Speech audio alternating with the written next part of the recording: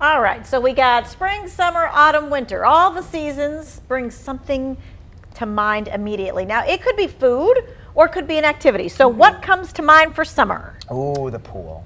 Grilling out. Ooh, okay. Grilling out. So one food thing, one activity thing. I like it. Okay. As you can imagine, the percentages of good things and bad things goes up and down depending on the seasons, right? For example, more people get food poisoning in the summer than any other time of the year. Why is that? Because we have cookouts, picnics, outside get-togethers where we leave food out.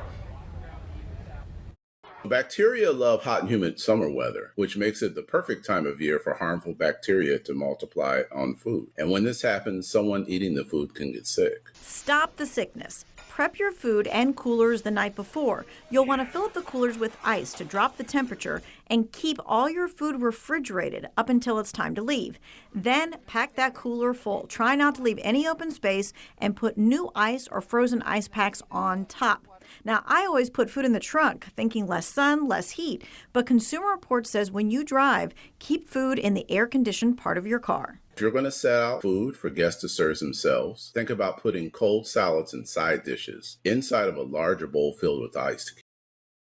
So that is something that I had heard before, but putting the cooler in your car, not in your trunk, is not something that I had done. I always put it in my trunk because I thought, you know, less sun in there and whatever else. So I know a lot of people think that it's the mayo-based foods that you have to watch out for, but experts say it's all food and that you can't keep it out for more than 2 hours and only 1 hour if the temperature is above 90 degrees. So you definitely want to keep it in the cooler because a lot of times people don't show up on time to like the picnics and stuff. So you don't want it to sit out too long. Right, and you want to keep that cooler in a shady spot too. I think that's the thing. Some people are like, oh, let me keep it in the car so nothing bothers it. No, don't keep it in the car. Find it in a shady spot to keep it as cool as possible. And I immediately think to the first games in a football season when it's hot out in some parts of the country. You got a tailgate for 5 hours. That's right. And I think people think, oh, it's fine, right? And they're like, I've never been like throwing up sick, but maybe you just kind of don't feel good. You're like, something's wrong. And you think, oh, I ate too much, and that's not what it is. It's actually because there's bacteria there and it's not making you feel so good. Fortunately, if I had a picnic,